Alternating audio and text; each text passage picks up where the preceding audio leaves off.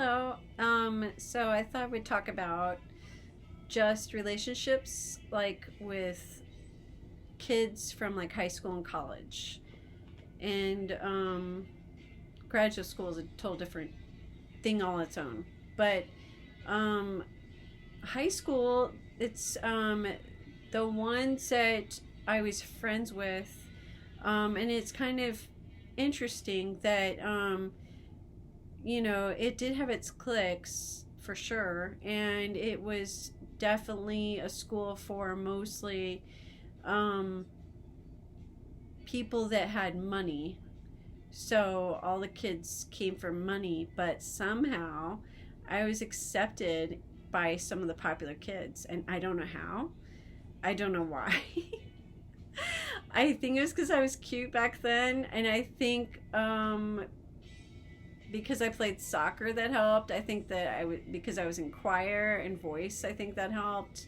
So I think because I was involved in stuff, I think that's what helped me to be likable, because mostly I didn't talk.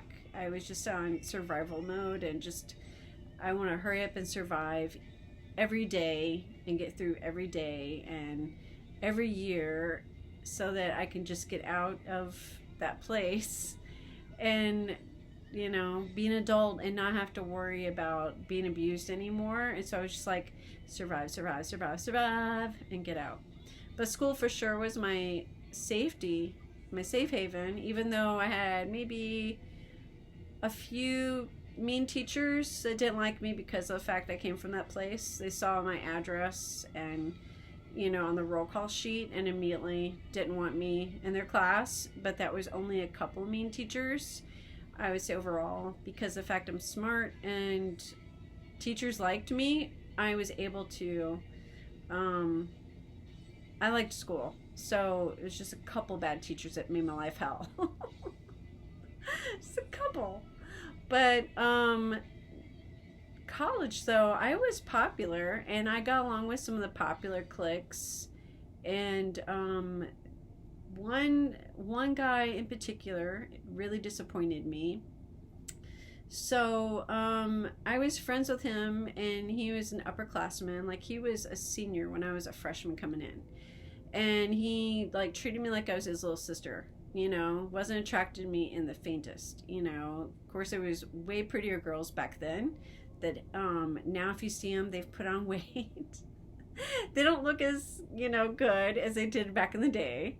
So, but anyway, so with social media and stuff, everybody finds you on the Facebook, and he was a friend of mine, and it just shocked me that he's married, and if you looked at his page, he's kind of using an alias, and I get it because he's a cop, but he's using an alias name, and he doesn't post a single picture of his wife. He's married, but he doesn't post a single picture of her. Like, there's no pictures of them together. There's no pictures of her, like he's proud to be with her or proud of her in any way, or admiring how she looks anyway. Instead, it's like a lot of pictures of her daughter, his stepdaughter. So there's a lot of pictures of his stepdaughter on his Facebook, which everybody that liked him in college because he was popular and likable all like it and don't even think a thing of it. I'm standing back going, why is he posting all these pictures of his stepdaughter that's a teenager and nothing of his actual wife? I don't even know what the lady looks like. Like, there's no like profile picture of them together. There's no picture of her doing something and him just sneaking a picture like you see most couples do. That's typical. There's none of that. So it's just all like either just pictures of himself or pictures of the stepdaughter, which I feel, I just find that creepy. I think that's creepy. So he was on my Instagram too. He found, because I'm like, if you want to add me to Instagram, here's my Instagram handle, just for my friends on Facebook. Like, I won't do that on Twitter.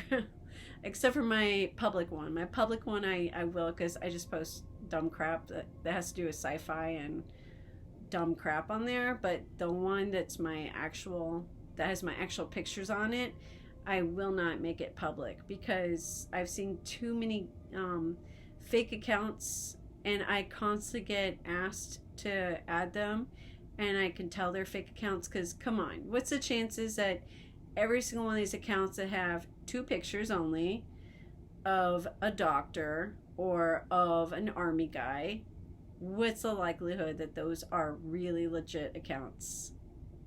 Null. So pretty sure those are bot accounts, and I just can't imagine some asshole taking my pictures and then trying to con some guy out of money using my face. That would really, really, really enrage me. So I keep my profile private. And so I have a few friends on there, and I have a few that I met because of, for a while when I first got Instagram, I did have it open. So I have a few friends that are really sweet and precious. I had a couple add me later on that I got to know from just discoursing.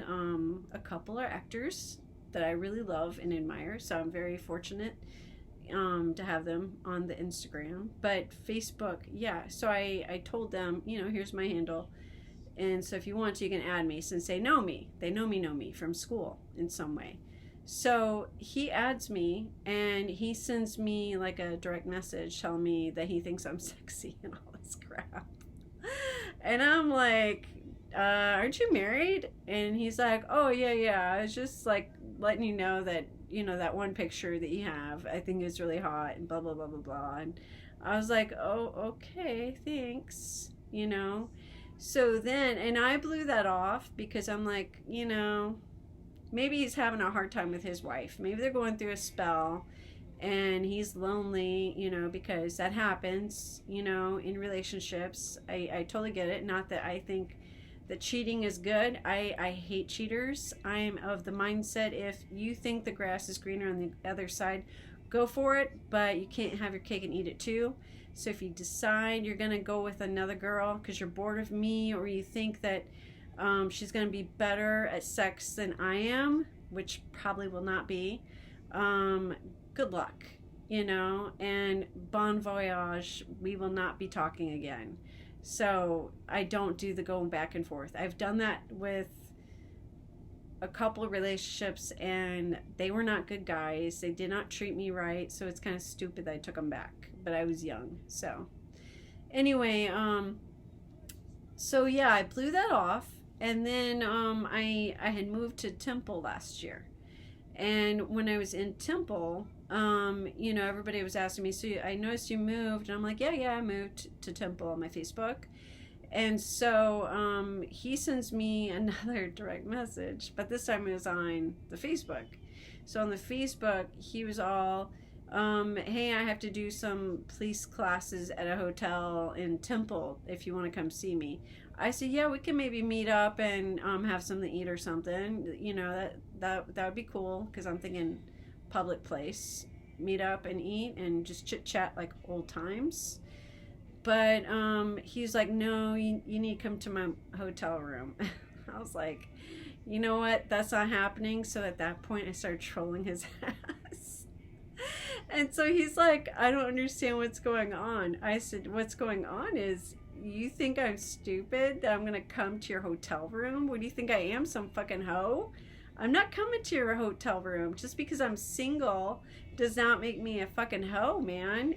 You better respect. I'm not, just because I'm single does not mean I'm desperate. I'm picky, and you're married, and I have no interest in you. And so, like, hours go by, and I could tell he processed and was like thinking of it. And he finally comes back with, oh, I was just asking you as a friend. And I said, oh, really? So I took the snapshots of the conversation from the Instagram, and I'm like, okay, remember when you said I was sexy? And I sent it to him just to remind him. I'm like, remember when you said that? This isn't fake. This is from you. You said this. And he like gave me a shrug emoji, like whatever.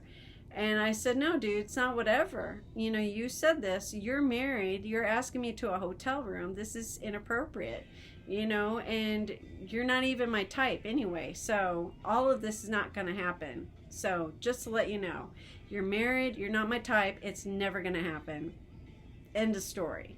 And also, you're no longer a friend, because if you are willing to do this and risk our relationship as friends, you're not really a friend. So bye. So yeah. So that was disappointing. Another relationship that was disappointing. So I dated this guy. He had a twin brother, and we were really tight in college. And I went away out of state to work at a camp in New Mexico, and he stayed in Texas, and he cheated on me.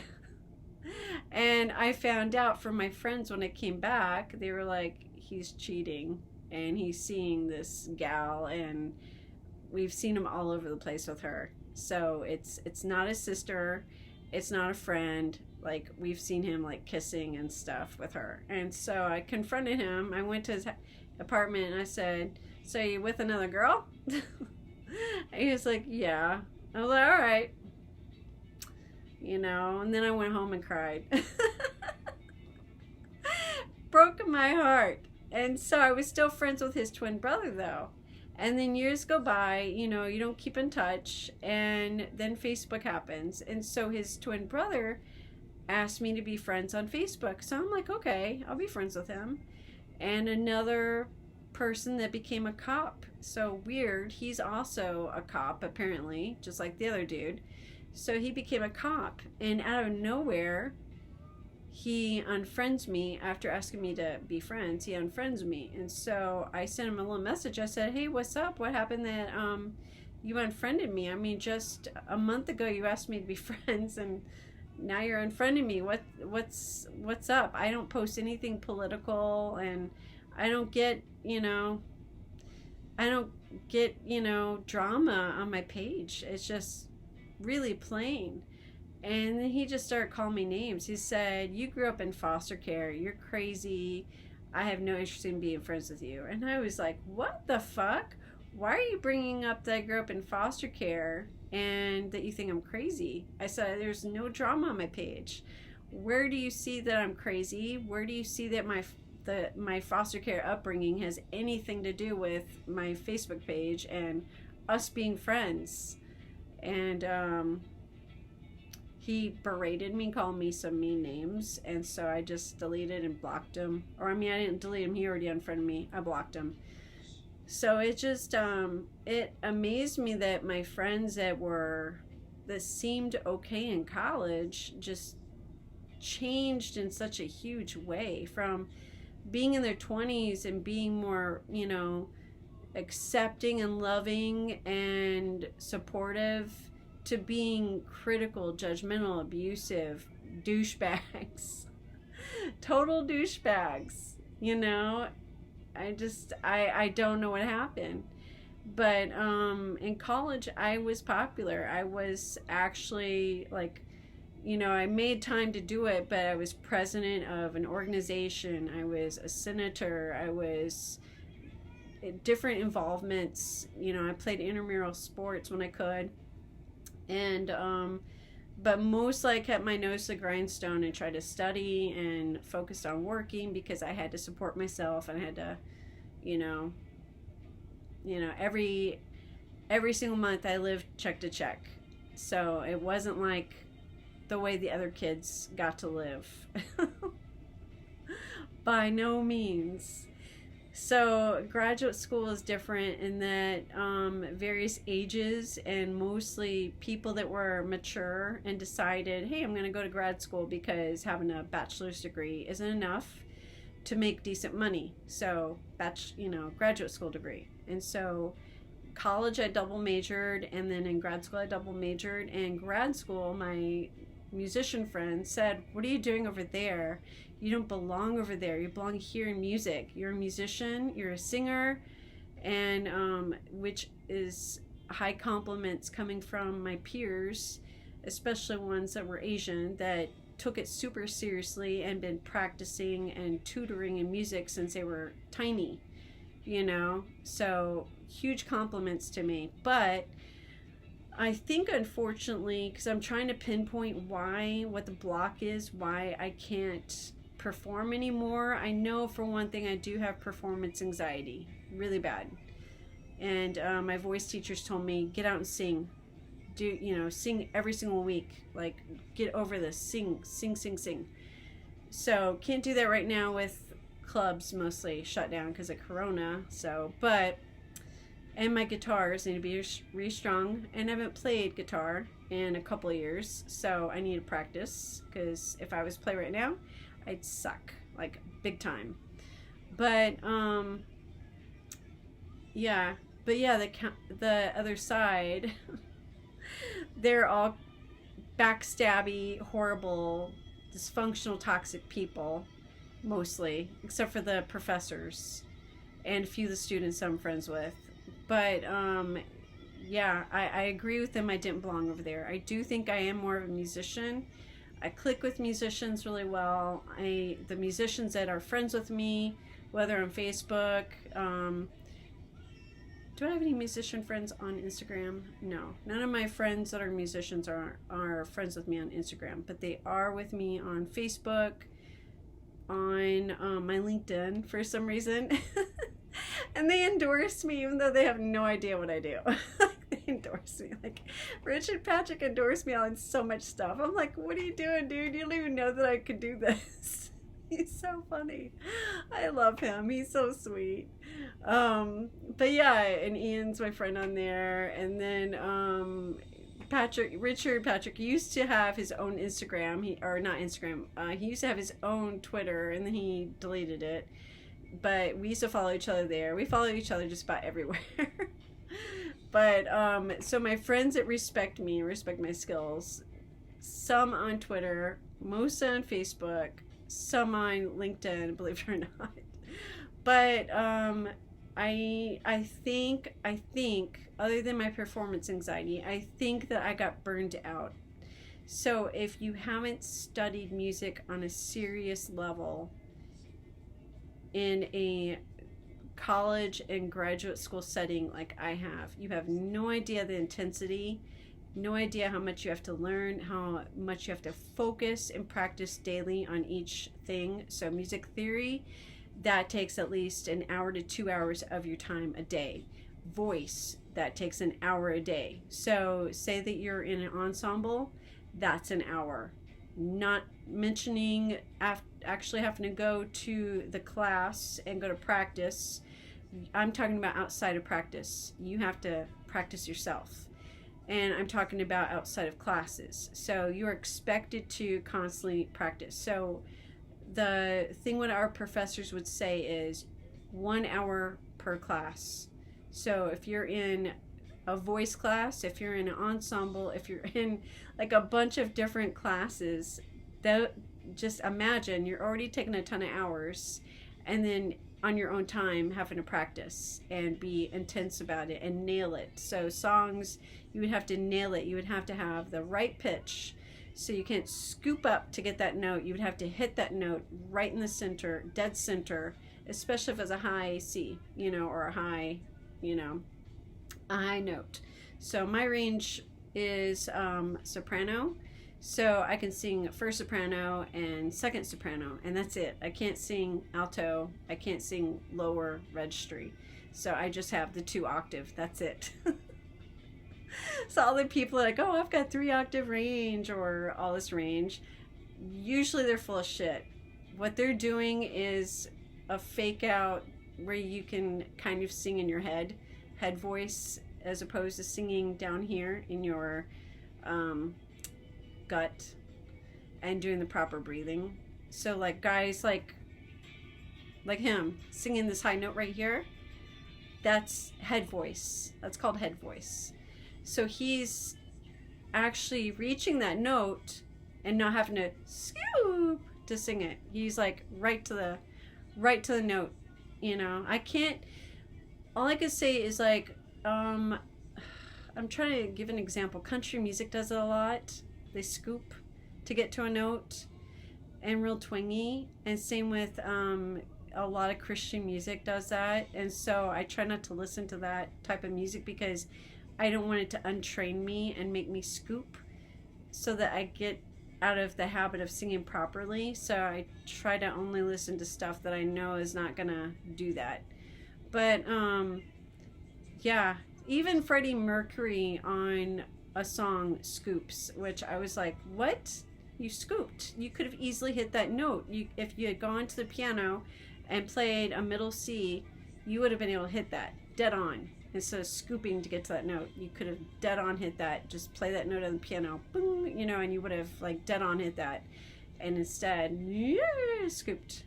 Which he plays piano, or he played piano when he was live. He played piano, so it amazes me that he sometimes a scoop in his music or his singing.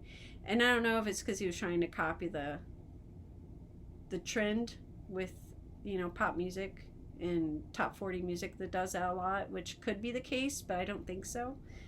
But anyway, yeah, so music, studying music and having to study so hard and practice so hard, it really burned me out. Graduate school also burned me out on reading, so I went to a seminary. So a seminary means I studied all the state required courses with the required class course books, but because I went to a seminary, being a private school, I also had extra books. So I had extra classes. So it wasn't just, oh, you're just gonna take this one class on guitar. It would be guitar plus a Christian book about guitar, for example. So you would have to read the whole book and be tested on it, write essays on it, write essays on articles they would sign you, like medical journals and stuff like that. So it was an intense, usually it wasn't even a single thought to have one class with 4 books assigned for that one class. Because again, it would be the 2 required textbooks that you have to have that are mandated by state to make it an accredited program. But then because it's a Christian school, you would have to read the Christian books as well. So I have the equivalent of having an actual degree in that particular religion that I went to. So I actually could say that I have a degree in that because I had to study those extra, classes and take those extra things and read those extra books. But all that intense reading, so like I said, it's not even a thought to have one class with 4 books each, or as many as 5 or 6, and then 10 journal medical articles you have to read as well.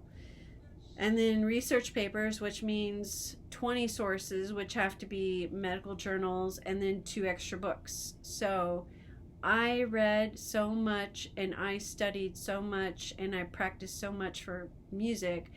I'm burned out on reading. I hate reading. I'm burned out on music. I don't hate music, but I am burned out on it. So I think if I was with the right guy, I think that he could bring that out of me again. I think the toxic relationship I had, back in, the last time I had a relationship with him was back in 2013, and then I ended it for good in 2014 with keep away from me and don't ever get in my life again. But he, like I said, he was toxic, and he would constantly put me down and berate me and interrupt my practicing, and it was because he was jealous. So I need a guy that's not going to be jealous. I need a guy that's going to be supportive and encouraging.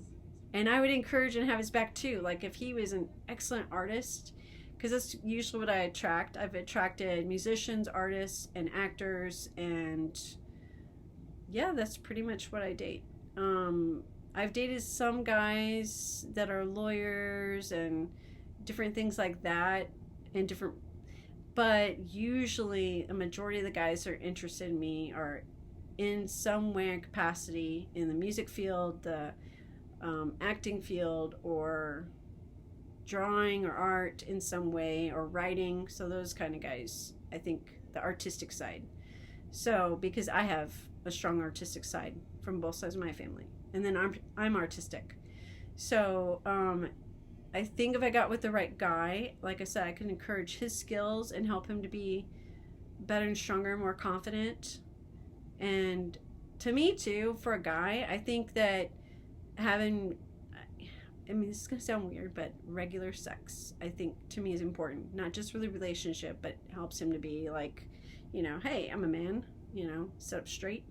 I feel like a man. I don't feel like I'm beat down by the world and feel, you know, demand.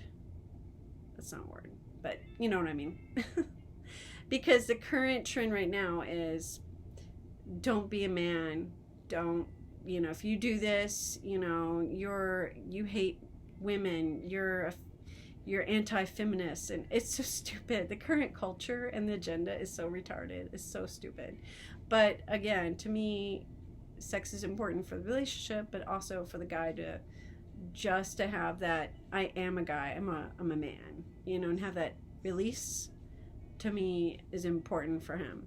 So to me, that, and then encouraging his skills and just being supportive and taking care of him, to me that would help the guy. I don't know. But and hopefully he would reciprocate and do the same things for me.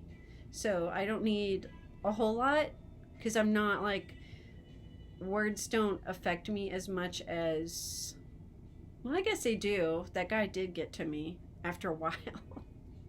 My bad relationship, the toxic one. But I don't know.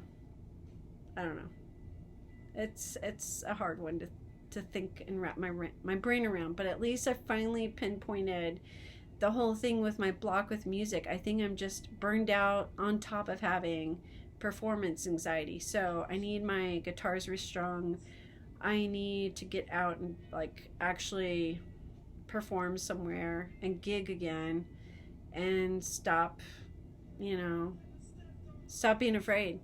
But it's tough. It's easier said than done. I mean, that's why most people, you know, in the music realm tend to numb themselves with alcohol or drugs, because they, like me, have huge performance anxiety. You know, when you're up there and you're performing, and even more so when someone comes and talks to you after you've, you know, gigged, and like, oh my God, you're, you know, you blah, blah, blah, blah. And they're like giving you this attention and almost worship.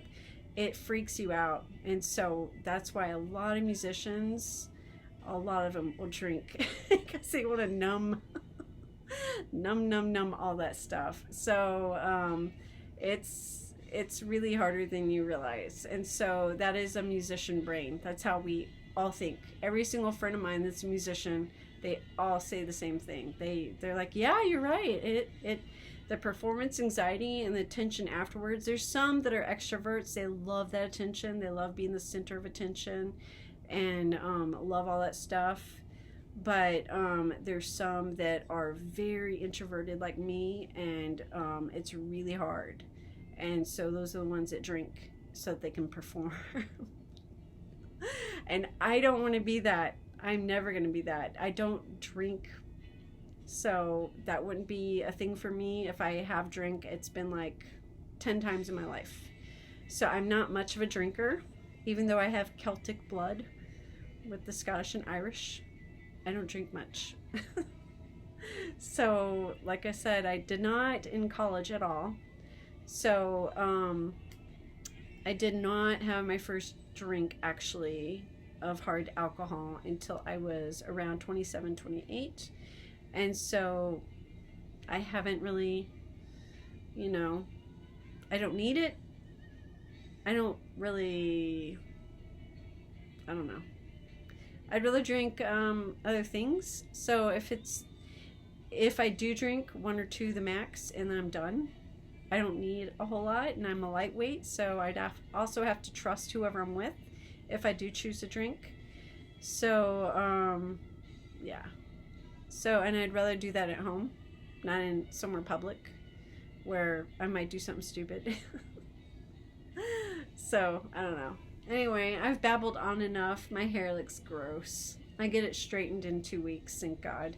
So, anyway, thanks for watching. Sorry I look tired and awful. And, thanks for watching.